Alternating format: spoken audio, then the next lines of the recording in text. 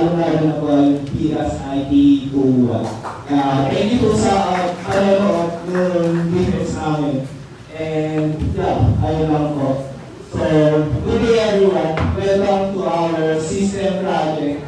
Our project is a web-based banking application developed by our team, Techie Blinders. And allow me to introduce myself and my other teammates before we proceed to our presentation and demonstration. So, my name is Adrian O. Piatoso. I'm the project manager and also a developer on our project. Good afternoon, everyone. I am Kirby Consultado, the technical leader and developer. Good morning, everyone. My name is Michael Angelo, and I'm a UX designer and the developer. Hello everyone, my name is Marky Vespino and I am the tester/developer. So, let's start on our introduction or description kung ano nga ba yung blind code. So, blinders code, the reason why bakit naging blind code siya kasi hindi na siya available sa host email yung domain name. Kaya naisip lang po namin siya na i-blind na lang or blind. Blinders Code is a secure and privacy-focused web-based banking system designed to deliver seamless financial management for users who value confidentiality, control, and convenience. So, our system has two sides, which is yung account holder and bank teller. Ipapakita namin sa inyo kung ano yung mga functionality for account holder and also for the bank teller. So, sa account holder, as you can see, ito po yung mga functionality na, which is makikita mamaya, i-demo ng mga ka-teammate ko. And ito din po yung sa bank teller, i-demo din po nila. So, thank you. Sana nagkaroon kayo ng insight kung ano nga ba yung system namin and what are the functionalities. So, let's proceed to the demonstration now.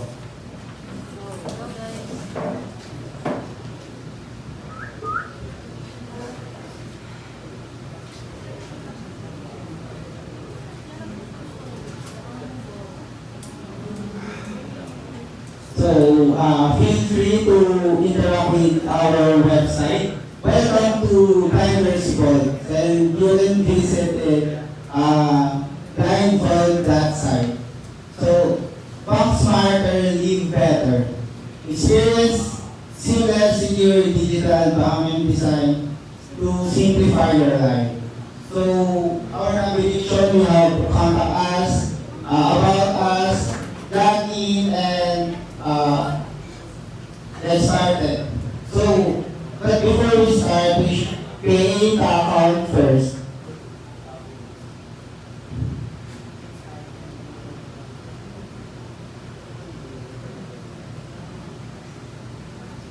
So this is our registration first, registration page.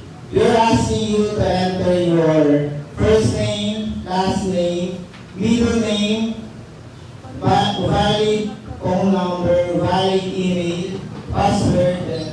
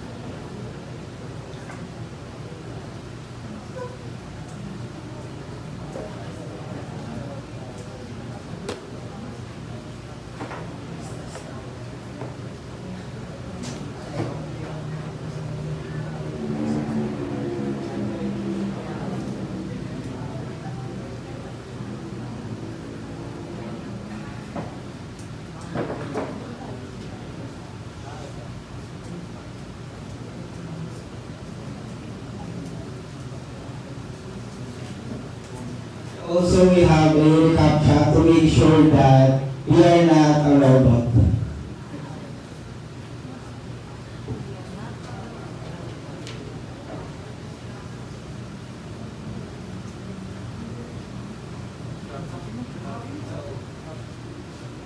So after registering an account, it will give us account ID.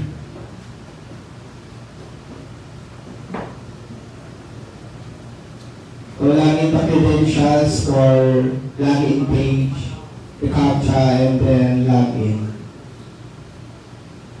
So welcome to users dashboard. We can see the account details, the name, account holder, ID, the balance, the recent transaction, and bank services. But before we proceed, let's go to bank teller to deposit and withdraw.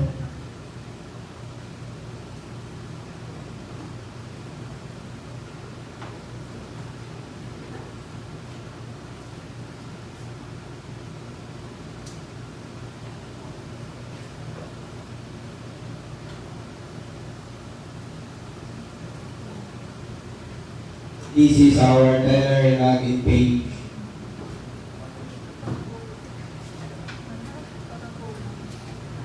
Hello, ito po yung yung login page ng bank teller namin kung saan humihingi po siya ng teller ID at yung password po.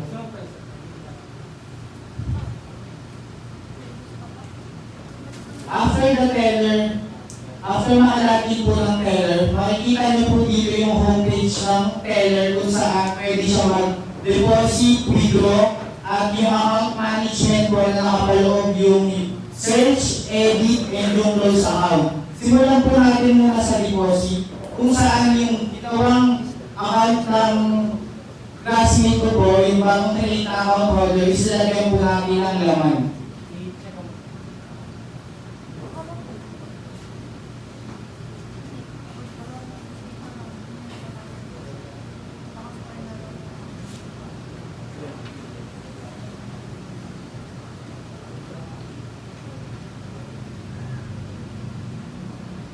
After,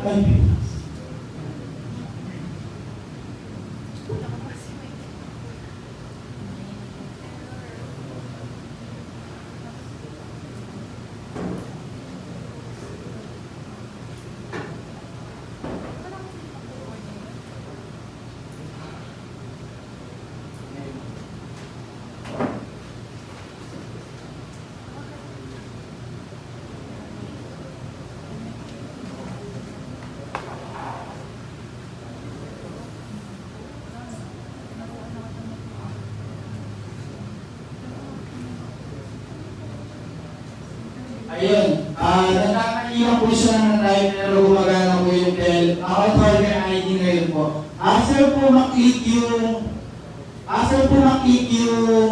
malagay na yung account holder ID pati yung amount po, magpuproceed naman po sa deposit kung saan malalagyan at may confirmation page po at may kita na po may laman yung account holder ID na yung meron ng amount. And next, withdraw naman po, kung saan pwede natin i-remove yung nilagay natin na pera ng account holder. Ngayon, yung 12K kanina na dineposit natin, ang gagawin is, papawasan natin siya ng 500. So dapat ang magiging pera na lang, kapag sinerge is, 11,500 na lang po. Proceed tayo sa account management. Dito sa search account, dito po sa search namin, pwede mag-search ng account holder, pati rin po ng teller, account holder, pati rin po ng bank teller. Bank teller.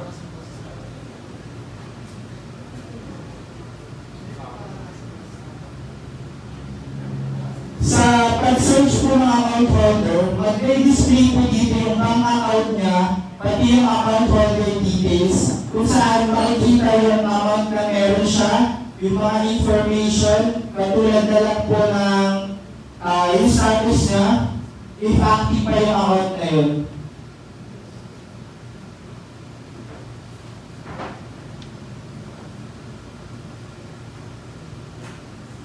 Ito rin po yung pag-search ng sa Teller ID.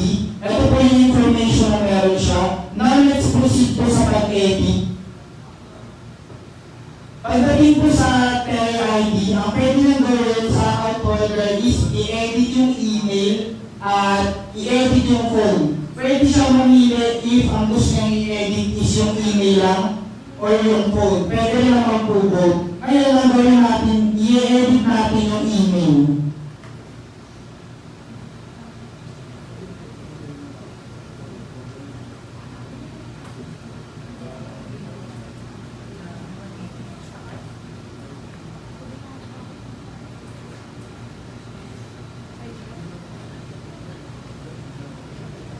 After po, pwede siya mamili if proceed, i-skip niya yung phone number kung hindi na naman po kailangan. Na kung makikita po natin yung changes, may mga model po na nag-show up kung anong status nangyari sa pagbabago po. If success po, may di na po natin yung model na success. And kapag error naman po, merong warning po. Next, ngayon, i-check na natin kung nalagyan na ng pera yung account holder na nilagay kanina.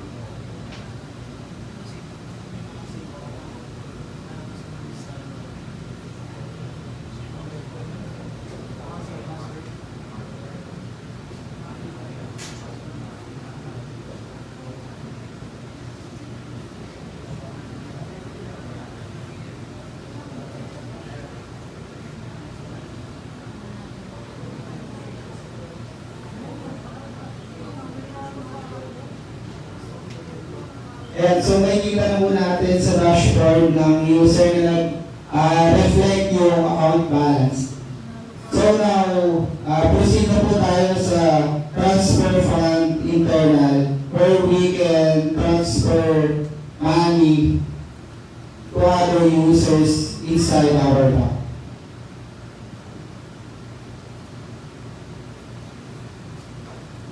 So enter the account number of account ID of the recipient and transfer amount.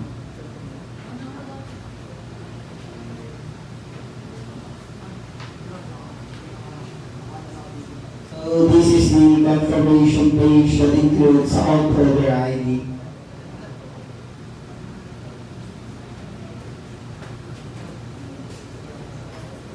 So after the confirmation page, the LTP, the verification is triggered.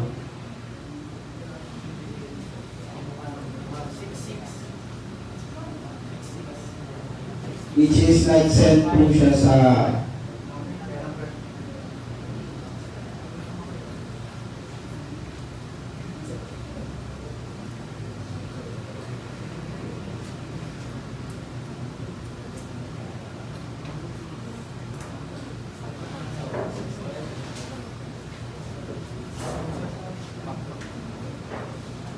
So kanina po nag-transfer siya ng 100 pesos sa isang account. So may natin is reflected na siya sa account balance.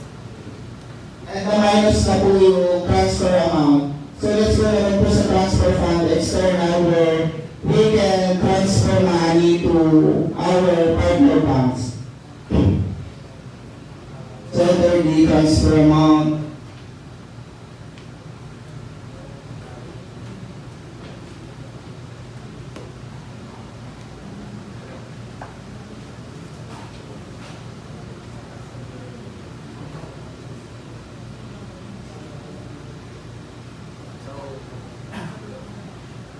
is the confirmation page, the account holder ID, the deposit amount, and the name of bank. So send OTP to trigger the OTP.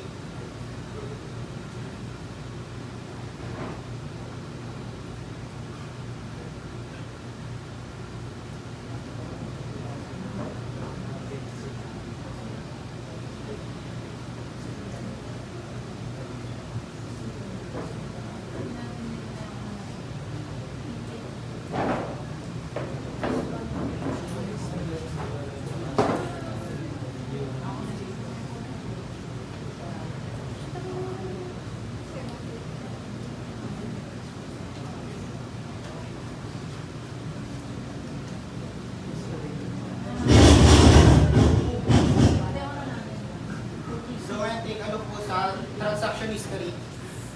So we have deposit, withdraw, transfer out, and the external transfer and internal transfer and external transfer where we transfer out money.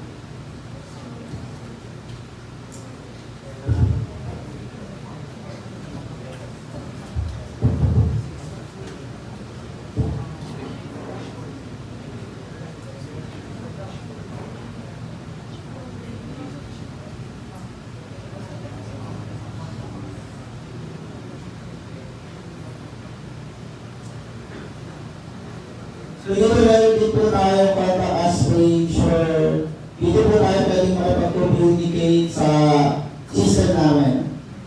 If you have some question, inquiries, so enter your full name, valid email address, valid phone number, enter your message.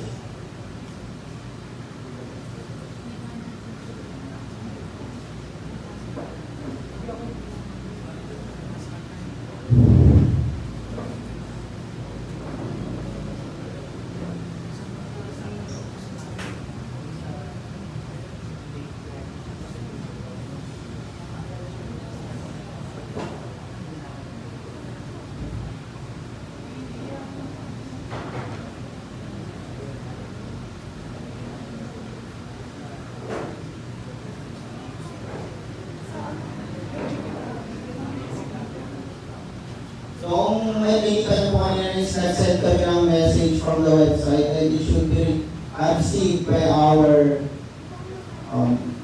email account, our business email account. In name of the sender, the email, the phone number, and the message. At balik tayo sa bank teller para mapakita po namin yung close account na gagawin sa holder. Para ma-close account po yung holder, ang kailangan po is zero balance po. Meaning, ibibigay po muna natin yung pera ng teller para po ma-close natin siya. Ginagawa po namin yung kailangan zero muna yung balance ng account holder before siya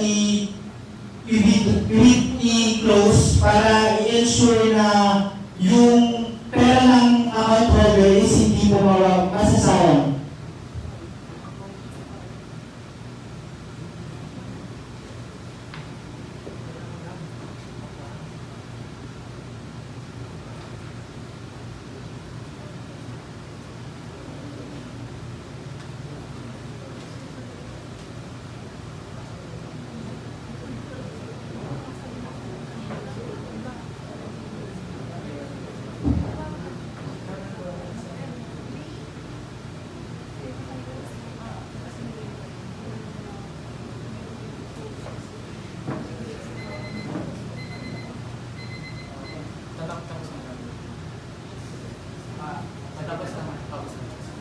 Ito po.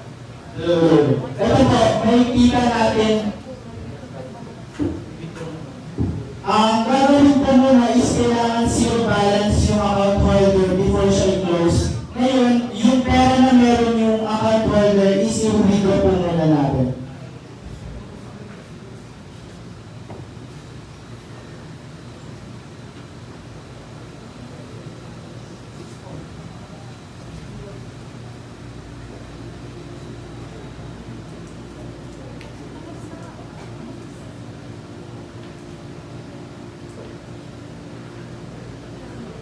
after withdrawing the money of account holder, let's proceed po sa pag-close ng account.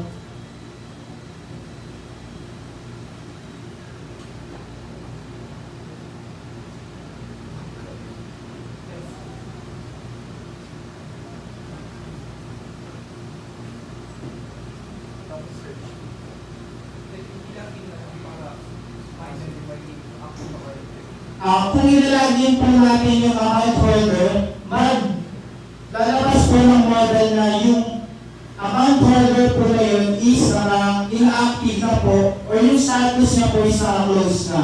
At kung isa-search naman po natin siya sa bank teller, yung status po ng account holder na yun ay naka-inactive na rin po.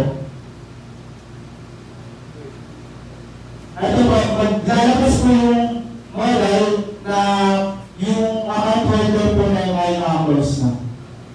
Yun po ang demonstration namin. Short na lang po para sa reset password po namin.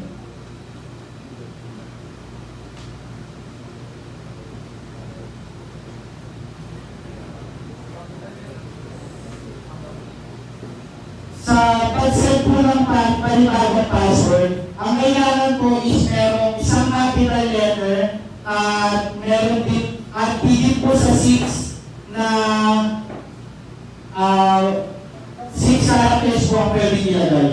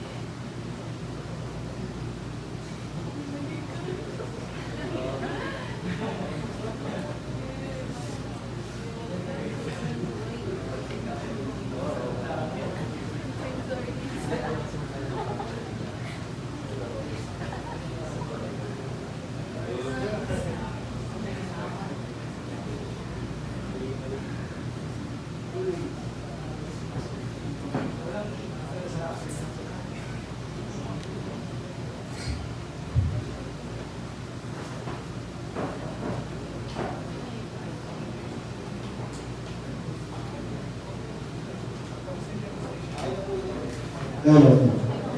So that's all for the demonstration. We are ready for Q&A. Thank you po.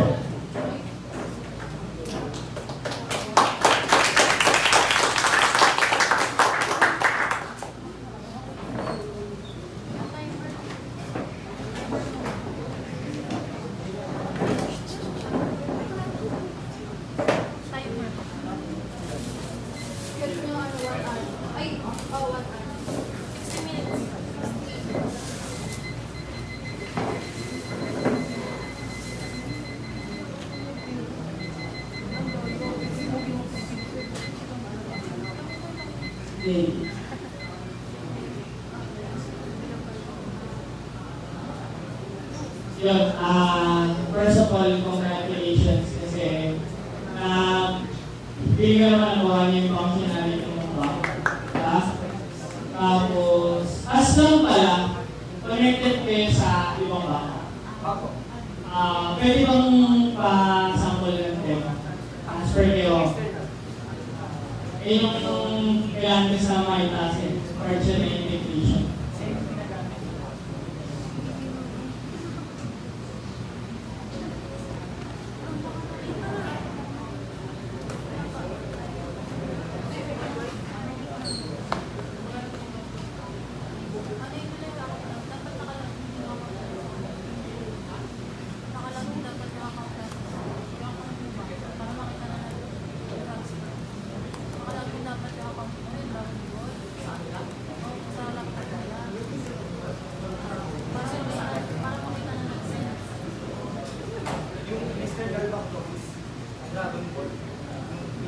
gumamit ng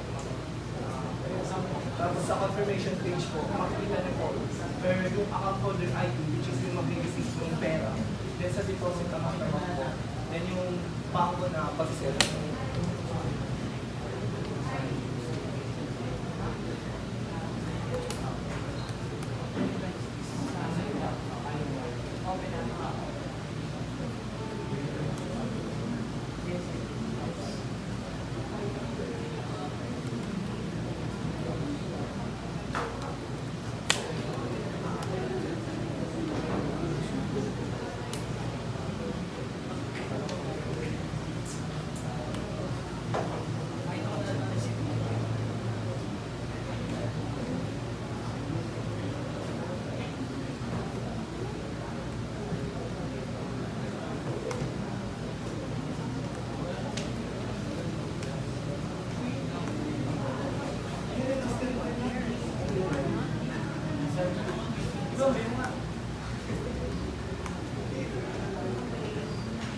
Nagkaroon ko ng conflict.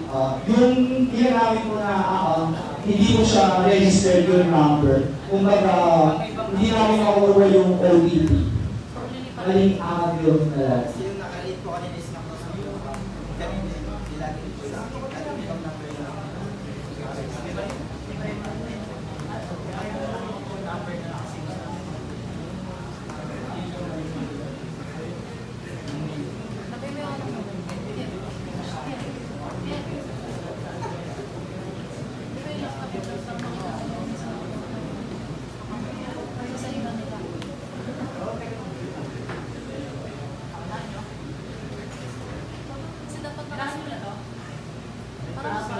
Para makita nila na nag-transfer ka na. Sige, sige. Lagay mo lang dyan sa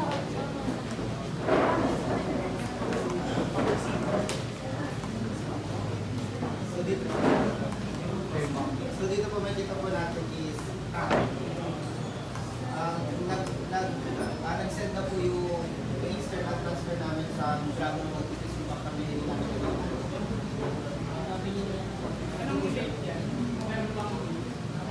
Yes po. April 12, 2025, 3:05. yata naka-ano yun sa'yo kayo.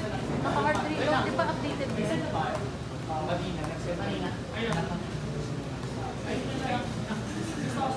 Hard reload mo nga. Di ba yung ano? Yung ano niya? Ayun, from the line 1. Kanina lang. 305. Di ba kasi yung pagkasabi niya na date kanina? Punta ka sa dashboard. Tama naman eh. Hindi, dashboard. Dashboard. Home. Tama na pala. Pakita mo na homepage mo. Ayun mo yan, dashboard. Ganyan yung ano, ganyan lang. Kung may transaction. Ganyan lang yan. Di ba 42,000?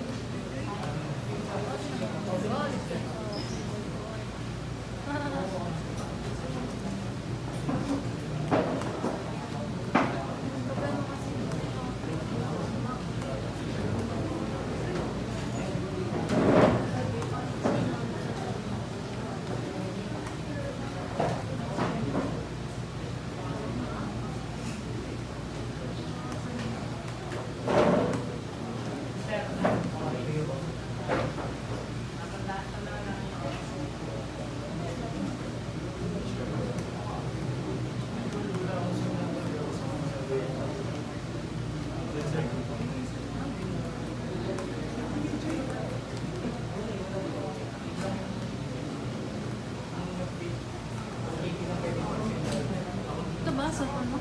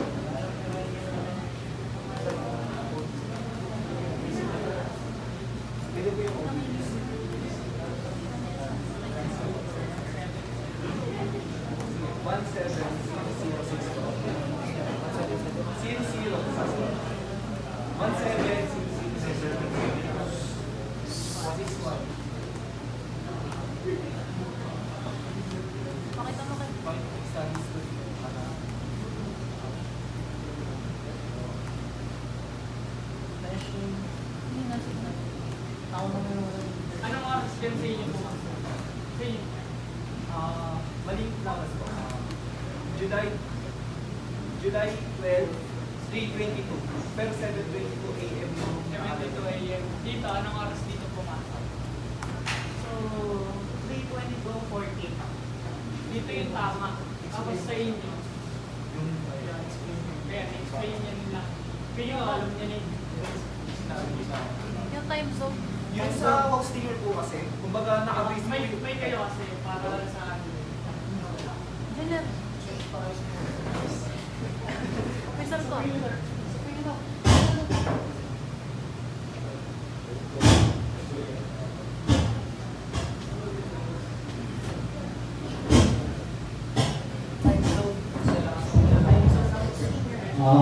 Yan para sa younger. For the explanation ko, kahit hindi tumugma yung araw, tumugma yung araw, pero yung oras or time zone is hindi tugma to another month. It's because yung sa hostinger po namin kasi, isa lang po yung site na pinagkukuha namin ng country, which is Singapore. Wala po siyang Asia for sa time po namin.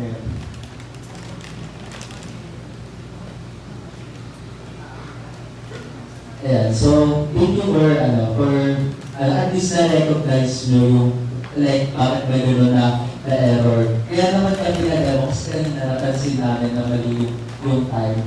First of all, dati, don't worry, na-encounter din namin siya, paulit-ulit. And since nasabi nyo kanina yung root cause ng issue, do you think there's a way ba na ma-prevent natin yung ganitong mistake sa system natin? Like, meron ba something in your mind kung paano natin ma-align yung time zone?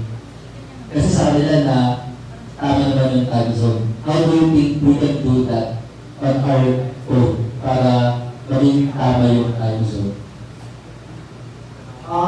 Unang-una po is yung sa domain po kasi namin, ang unang factor po doon na naka-affect is yung domain namin is nakaano sa Singapore, which is yung country po yun. And naiisip ko po na ililipat yung sa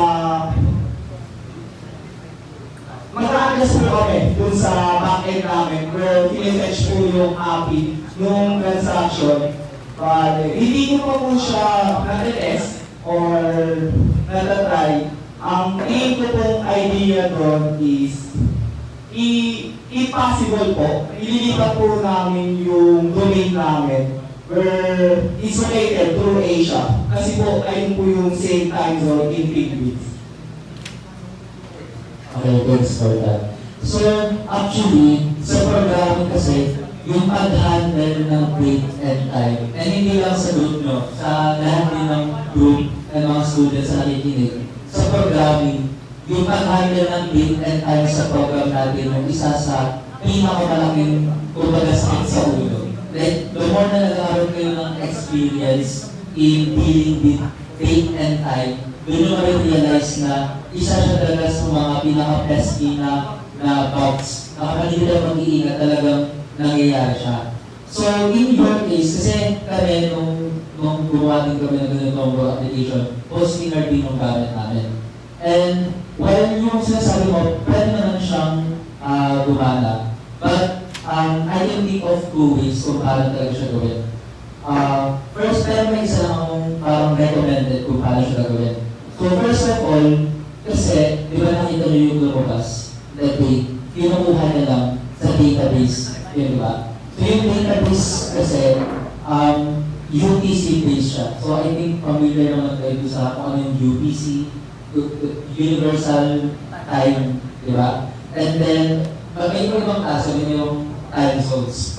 But the more recommended way in handling yung data sa time zone is not by changing kung ano yung nasa database. Kasi isipin mo, for example, kapag in the real world, nagkaroon ka ng projects and then yung web application mo, may user sa Pilipinas, may user sa US, halimbawa lang. So, kapag babaguhin mo yung time zone dun sa pinaka-core na database mo. So, wala na, di ba? Mag-disagree na lahat. So, instead na ganun, we can actually do it in our code. Di ba? May mga pinaprovide yung PHP ng mga ways kung paano i-handle yung date and time. Or pwede rin siya actually sa front-end, si JavaScript. It actually depends sa architecture, sa code, kung ano ba yung architecture ng system nyo. But it's one of the ways on how we deal ng differences ng time zones. Kasi yung time zone or yung date and time, napakaraming technical and non-technical na reasons kung bakit siya crucial. Diba, pag napapansin nyo, halimbawa, pag binago nyo yung date and time sa code nyo, may mga apps na nakikinaliwagahan, di ba? Bakit? Kasi lahat ng mga programs, lahat ng isang nakadepend sila sa date and time. And of course, since banko to, napakahalaga nung transparency and nung integrity ng data. So, for example, magkaiba yung date and time ng transaction. So, di ba, parang nawala na yung integrity ng transaction. But, yun naman, kasi na-point out na kanina yung about sa date and time. Outside naman nung error na yun, I want to correct naman yung system nyo. Like nung sa may kabilang group kanina, medyo minimal din yung approach nyo and maganda yung color combination. Ganun. So, ask ko lang, sino nag-ano ng color combination? Yung UI UX designer po, and then nagtulong po kami through the concept of design ng system namin. Okay. And then, I want to ask regarding dun sa CAPTCHA. Diba, sa CAPTCHA? Kasi parang may naman nakakita na may nag-implement ng CAPTCHA. I don't know kung yung next group may CAPTCHA din. But, I want to ask, what exactly is the reason bakit nilagyan ng CAPTCHA? Kasi sabi nyo kanina, di ba, to identify kung yung magtatry pa na mag-docking is isang robot, di ba? But aside from that, when it comes to sa convenience ng user, may other reasons pa ba bakit kayo naglagay ng CAPTCHA?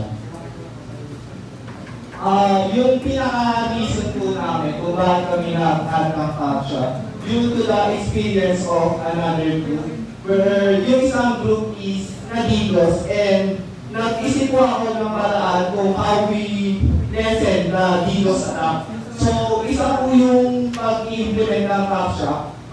Actually, hindi naman po siya na-prevent. Actually, yung DDoS, hindi na prevent yung DDoS, nalilesen na lang. Kasi yung DDoS, may dalawang pwede siyang pagdaanan, which is yung sa front-end and then sa back-end, which is through network. So, i-implement ko po yung CAPTCHA para ma-lessen yung DDoS attack sa front-end namin and ma-avoid po yung pag-spam ng API sa back-end. So, nice explanation. Kasi gusto ko lang marinig kung ano yung reason bakit nyo nilagay yung feature na yun. And commendable. Kasi at least, ayun at like nung sinabi mo, hindi naman niya talaga totally ini-eliminate at all yung mga DOS or DDoS attack. But it helps minimize. And again, kasi, pag nasa industry na kayo, may encounter nyo yung mga ganyan. At least dito pa lang, di ba, mga second year pa lang kayo, parang experience how to implement mismo yung ganyan. So, good job on that one. Don't wait.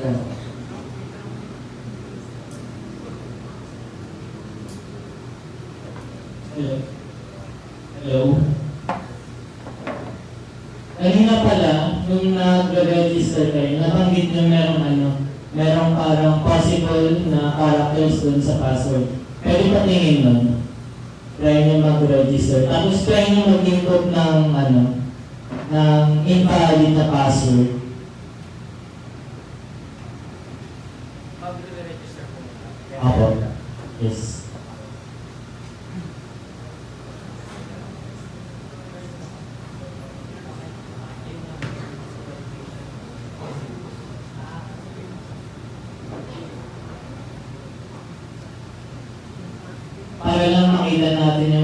registration message. Ay, parang mamaliin po yun. Oo, mamaliin. Sa modal, hindi kami sure.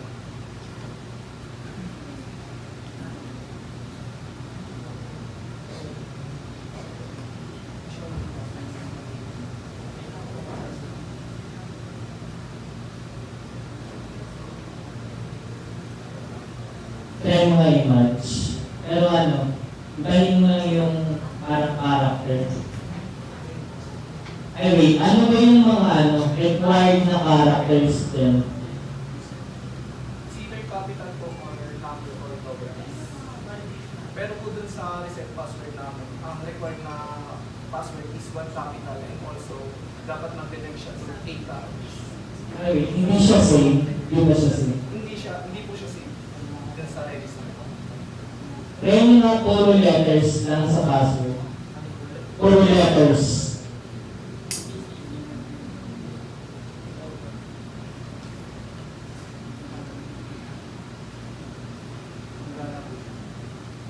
Bali sa reset password po yung kailangan na isang capital letter, tapos kailangan yung length mo is 6 characters pataas po. Dapat meron din dyan sa registration pa lang. Tapos dapat meron din instruction, nakasulat dun sa gilid, kung ano yung mga required na characters. Ayun, okay na yung mga kinukuha yung data doon. Ayun, sabi nga likod, kailangan merong instruction na please provide by capital letters. Tapos parang let's check yun, kaya accomplishment, nakapaglagay na ng one character, nakapaglagay na ng uppercase, parang reactive siya. Unlike, parang hassle kasi pag kapindot ko ng submit, kung wala malaman yung mali ko, makuha na sa receive, so mag-reset yung form, takayag na naman ako, di ba? So, ayun yung pinaka-iniiwasan natin to, na parang as much as possible, magkakawa kayo ng form, ilagay nyo yung mga error, i-discute nyo na si user sa mali na, para pagka-submit na, matik successful na. Ayun yung pinaka-goal ng pag-submit ng form sa UI. And also, pwede nyo gawin ko na parang naka-disable lang muna yung button hanggat hindi napupulpi lahat ng gusto yung verbi. So, walang naliles na API. Kasi API doon pa kayo doon, di ba? Okay, tsaka pa lang yung API. Ewan ko kung pumasok yun sa API or something. Pero, ayun yung iwasan natin yung API doon. Sasabihin. Pwede nyo muna dyan, nakapaverbi yung rate kasi wala pa naman nilalagay. Tapos kung i-enable lang yan, pag na-prebuild ko na. So, yun. Sana sa mga next-system nyo, may-implement nyo siya. Tapos, ano ba yung doon pala sa may close out, nag-notif pa kayo sa user na parang, okay, i-close ko niyo yung account within 24 hours or automatic din. Hindi po siya nag-notif actually kasi balak po namin ilagay siya through sa PHP Mailer po, which is mag-notif through Gmail na na-close na po yung account. Kaso po, hindi na po namin siya kayang na-implement kasi nung next week is nag-clean na po kami ng code namin and also nag-ayos na din po kami ng data system. Okay, tapos, yung sa teller state kanina, nakita ko, pinakita niyo lahat yung number, tapos yung email. So, parang kailangan doon ng masking. Kasi what if i-screenshot ko yun, kasi send ko sa isang tropa, lahat ng nag-apply dun sa bangko, kita ko na agad 0906, tapos activity, di ba? Sobrang lantad kong information na yun. So, kung magtitable kayo ng parang mga account management, ipapakita nyo lang dapat doon. Actually nga, kailangan nakamas din doon, pag yung first name, yung first letter lang makikita, tapos yung middle initial na, asterisk. Tapos pag-click ko yung parang specific person, doon lang magpapapag sa model yung pinaka-details nila. So, parang gano'n din, security and dito sa akin. May expiration ba yung OTP? Like, Meron ba? 5 minutes. Okay na yun. Yung kanina sa may dito.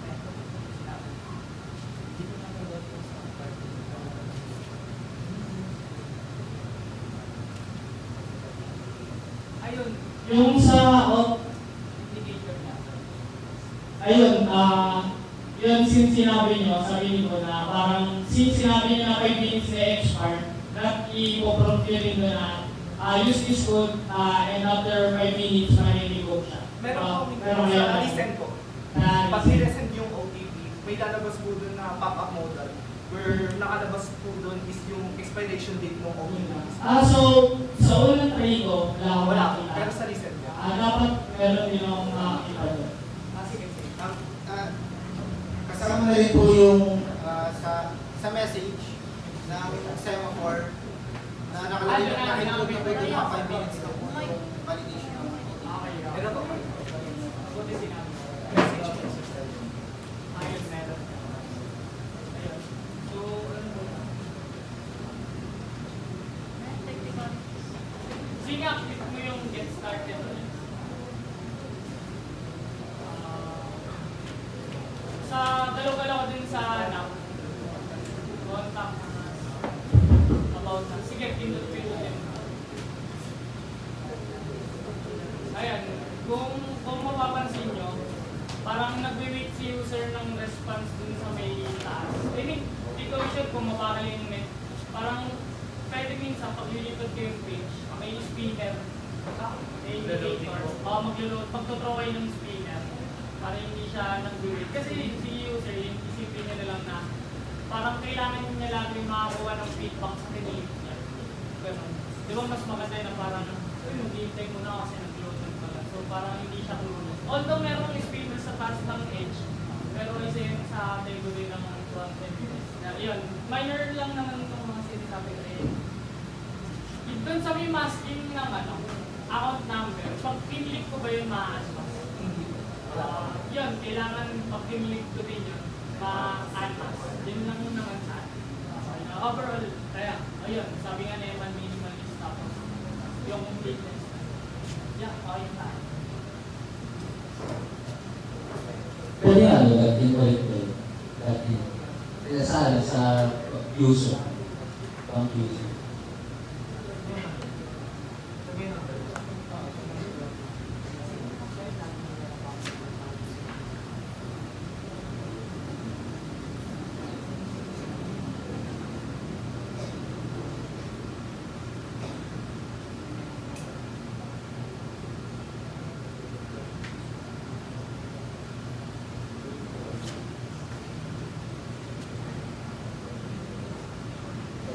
Tapos try mo ulit mag-transfer. Ask ko lang kung ano yung mga validations na nilagay nyo when it comes kapag transfer kayo, either within the same bank or sa other bank. Pagdating po sa account ID, kailangan po is 10 po siya. At yung sa amount naman po, kailangan positive po. Hindi ka po pwede mag-input ng negative numbers such as yung 0 at yung mga negative 1. Sineset din po siya pagdating sa input. At yung pwedeng i-input lang po dito ay yung mga numbers lang po.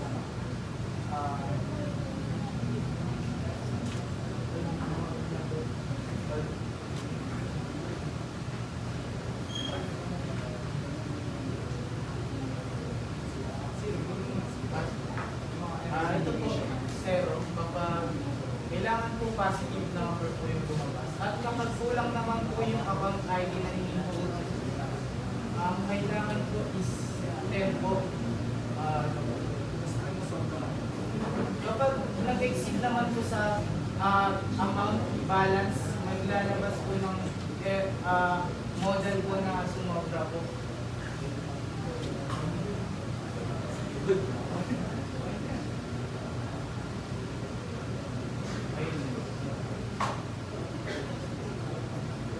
So ano yung simple na transfer? Limitless. Wala tayong limitless. Pero sa pag-receive po, meron po kaming limit na hanggang 3K lang po. Yung minimum is 100. Ano yung hard coded kasi? Or Nakalagay na po siya sa bank. May condition po.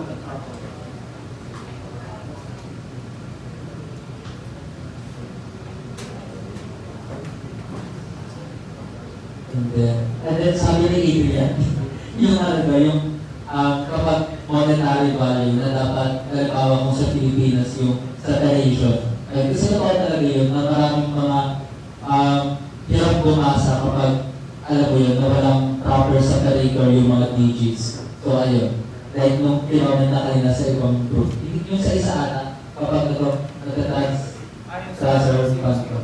Yung parang ganun. And then, this is a small thing lang.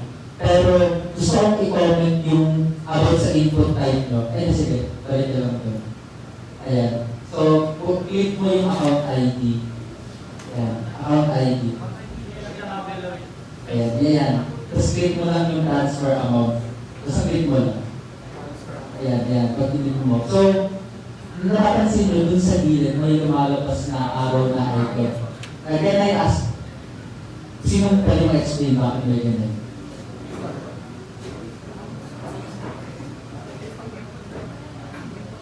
Sa ano po yan, sa input type sa HTML, which is yung type na number. Correct. So, di ba sa HTML, may iba't ibang klase ng input. And then, kapag ang nilagay mo is number, automatic siya na may ganun. But, sa tingin mo ba sa account ID, kailangan ba natin siya? Like, ina-evaluate ba natin yung mga number? Because we know na yung account ID is a number. But do we treat it as an actual number? Like katulad ng 139,000. Hindi ba? Kasi yung 139,000, yun yung number o yung amount of money na gusto natin i-transfer, which is different dun sa number na account ID, which is actually tinitreat naman natin as like parang text or screen. So, like I said kanina, very small thing lang naman, pero gusto ko siyang i-comment. Kasi like, pag sa actual, na real world projects, minsan pati yan mapupunan sa inyo yung paggamit. Kasi kailangan yan for accessibility, for modern web standards. So, napakalaga na alam natin yung difference ng iba't ibang input type. So, yun lang naman. And then, as ko lang, kasi lahat ng mga parang elements nyo, meron siyang yun na parang effect. Wala lang, gusto ko lang nalaman sinong yung UIX. Ayan.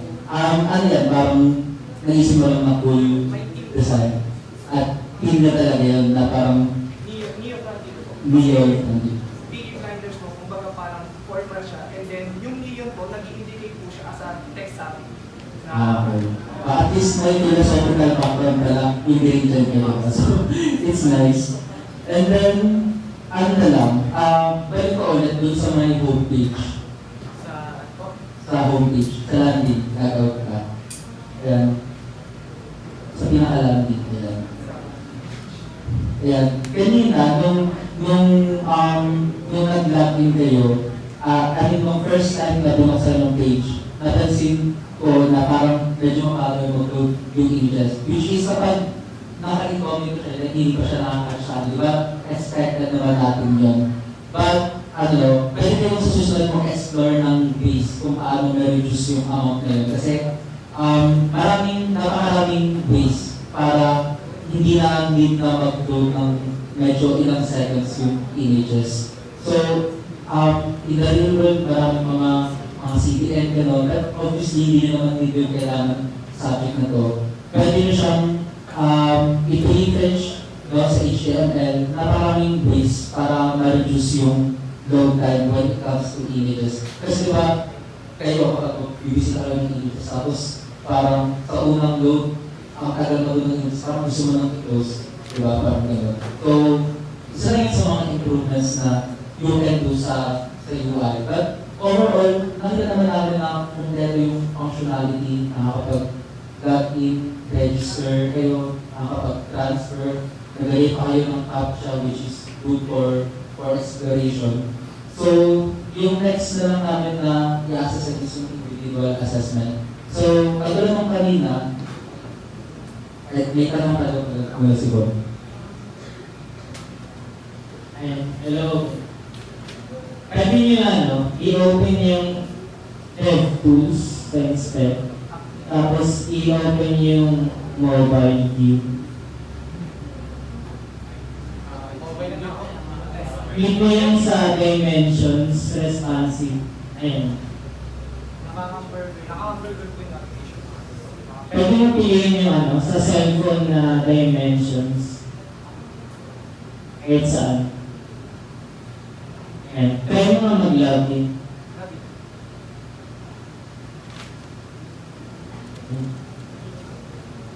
Try mo nga palit. Sa akin. Try mo nga ano, i-navigate lahat ng page.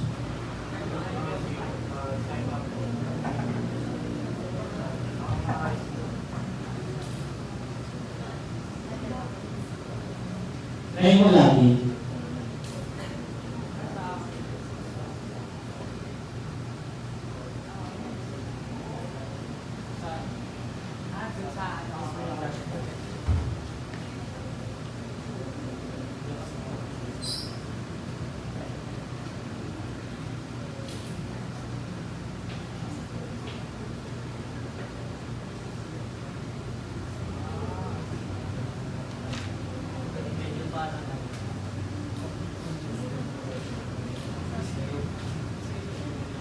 Parang ano siya, medyo na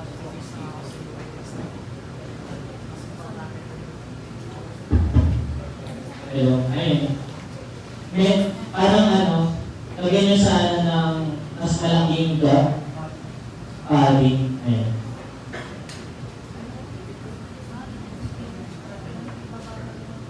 So, for individual assessment, just like the previous group, kindly cite your role again sa team and share yung thing that you contributed sa project na to that you're most proud of. So, that's it. So, I'm the tech lead.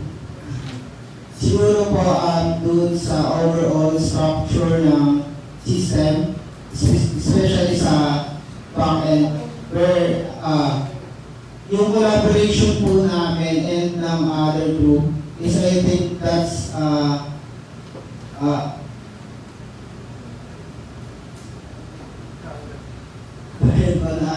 nakaka-proud kasi po bilang isang IT, bilang nasa loob ng isang team, collaboration po talaga is ayun yung pinakamahalaga.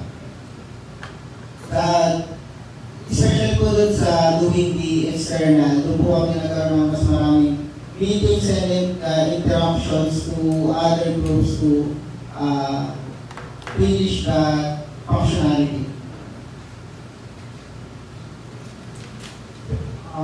As a project manager and developer, unang-una po yung pagiging project manager, ang naging proud po ako na ginawa is sa scenario po kasi namin, may accreditation po kami where yung ibang member ko is busy sa kanilang accreditation. Then, ang alam naman po is wala naman po sa akin masyadong binabato na task. Bale, ako na po yung mismong nag-usap para unalign yung sa notion po namin, which is yung sa WPS. Para ma-hit po namin yung goal per sprint, and then may makakita po kami sa sprint ceremony. And masaya po ako dahil sa 2 linggo po namin hindi naging updated sa repository namin. Yung plano ko po na apulin yung mga commits na kailangan namin is nangyari po. And then, as a developer side naman po, ako po nagplano nung CAPTCHA where na-lead ko po sa other member na may natigos po. Naghanap po ako agad kung paano mag-prevent or malilesen yung pag-digos sa CAP. And isa po doon is yung mag-implement ng CAPTCHA. And also po dun sa contact us, we use PHP Maker po, where it's a function po ng PHP. Nag-install po ako ng Composer for Device Manager. And then yung vendor po na yun, dun po nakapaloob yung mismong PHP Maker. And then nilagay po siya sa host nila. Ayun. Sa akin naman po, as a UI UX, ay yung sa design po ng website namin ay hindi naman po ako nag-iisang nag-design po. Kasi po, lahat po ng design ko ay hinihingi ako po ng parang approval sa mga ka-groupmates ko kung kasali po ba yung design, kung gusto po ba nila. Kaya po parang hindi po na ako lang po yung nag-design mismo sa akin. Sabay naman po sa sa pag-develop, halos lahat po kami dito parang full stack. Kasi po kung ano po mismo hawak na page, sa'yo po front-end, sa'yo po back-end. Kaya po, parang full stack po kami lahat. Pagdating naman po sa akin, ako po yung tester. Sa tingin ko po na pinaka-proud ako ay yung collaboration po namin bilang magkakagrupo. Each individual po sa amin ay may kanya ng role, pero hindi lang po kami nag-stick sa role na yun. If may hindi kaya yung isa po na gawin, tinutulungan po namin agad. At ganoon din po naman sa ibang ka-group din po namin. Yun po ang sa tingin ko yung pinaka-proud ako. Nagdag ko na lang din po, bilang isang tester, may proud din po ako na each page po, i-try ko kung ano yung mga pwedeng invalid at yung inputs na pwede po mangyari at hindi po mangyari kung hindi ko po ginawa ang isang action po na yun. Yun po. Thank you for sharing yung mga contributions sa group. So, I can see naman na lahat kayo is talagang and paano nyo na-complete yung picture na yun? Yung transfer po, internal and external, since kailangan po na ng third party which is yung OTP, yun po talaga yung parang pinaka-structured o natagalan po kami na gawin, which is challenging po siya as a first project po namin sa web development. So, lahat po is kailangan mas aralin po muna namin bago namin i-implement. At para mas maganda po yung kalabasan ng project namin, which is naging successful naman po. So, thank you for sharing that. Sa individual, dun sa UI UX, okay na ako doon, tapos sa PM. So, dun tayo sa tester. Anong mangyayari? May edit na ba kayo, di ba? Anong mangyayari pag sinobra mo yung pangalang mahaba? Do you think kaya nilang systemation ng ayos yun or what? Pag sinobrahan din po yung Sige nga, testing natin.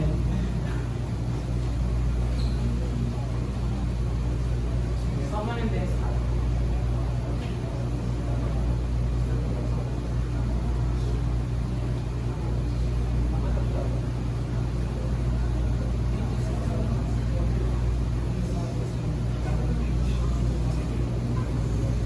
Yung personal account.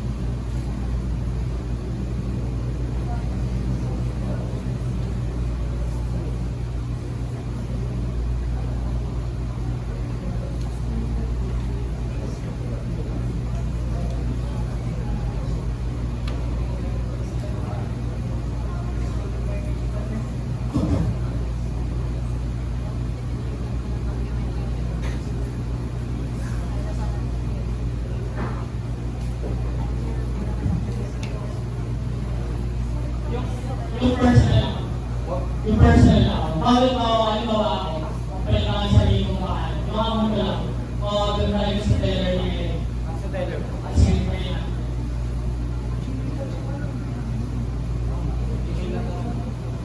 Pwede po bang email ang yung dadagdagan po? Ay, wala kayo yung pang-saving profile. Bali, ang pwede lang po i-edit is yung email pati po yung Anong explanation niyo bakit bawal na-edit yung pangalan. Ang unang nag-come up na idea, bakit ganun yung approach namin, is because pwede siyang gumawa ng fake information where sabihin natin na nag-transfer itong account na to sa sinendan ka. Pwede nang palitan or lokohin yung pangalan. Kaya ayun yung unang-unang naisip namin.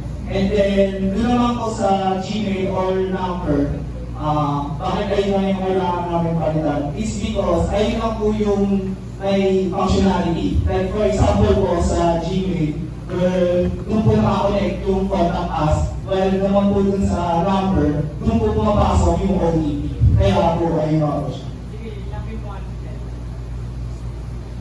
Thank you.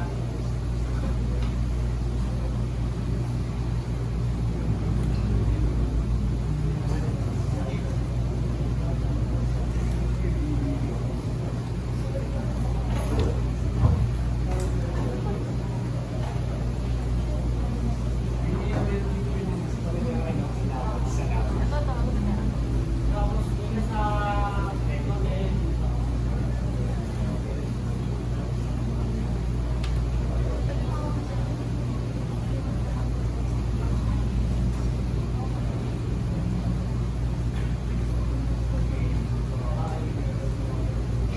Ito talaga.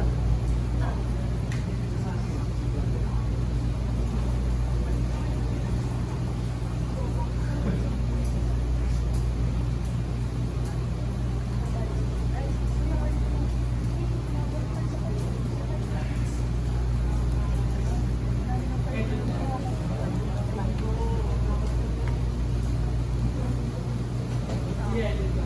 Last three.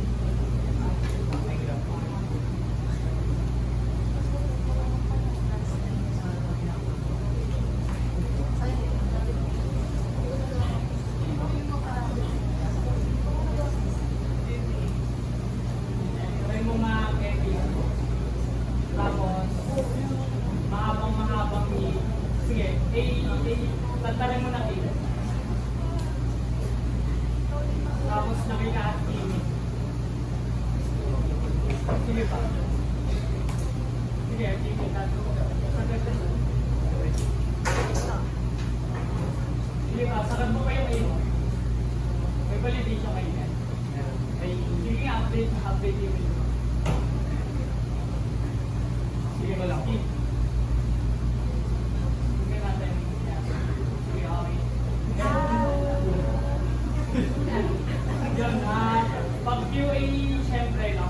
Pag QA tayo, kailangan lahat ng testing mo, lahat ng possible na isipin mo ikaw yung pinaka-gamot na user na ano nangyari pag pinag-click ko ni user, ganyan, baka pumasok. So yun, try mo, ang mangyayari niya, pag in-open ni Kenji, NHC yung account niya, lalabas mo yung sa niya, sobrang haba. So yun ba yun?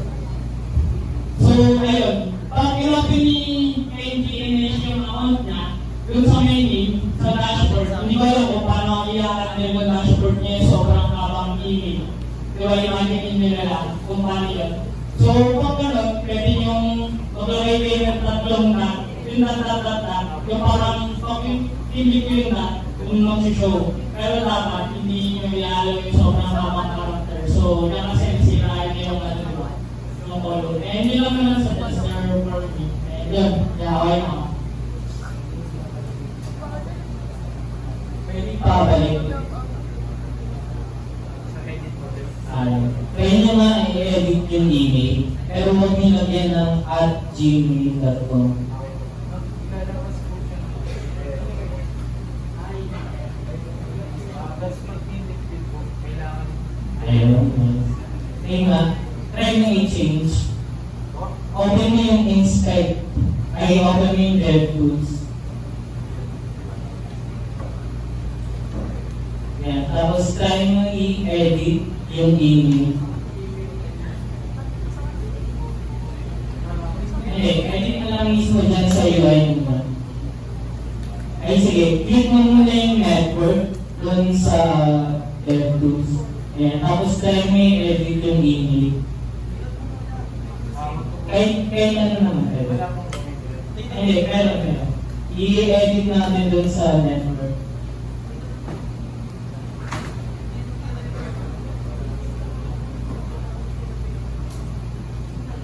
Skip mo na lang. Ayan.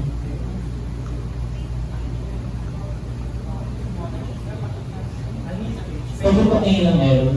Na-zoom. I-ano niyo.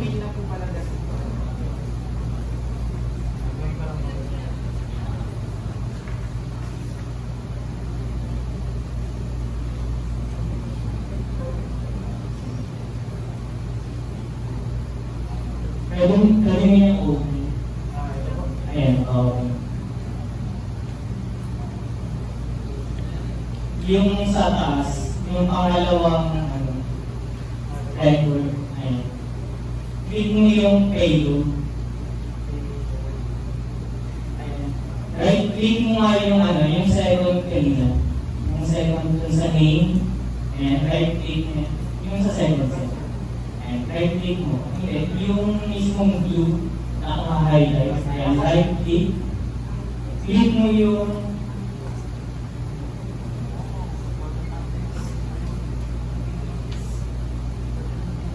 i-override content mo na.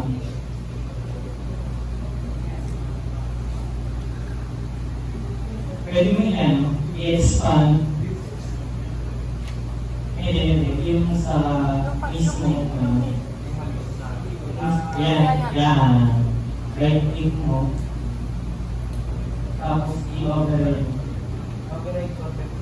Click mo. Hindi lumabas. Yung ayun po, nag-indicate ko yung sa users.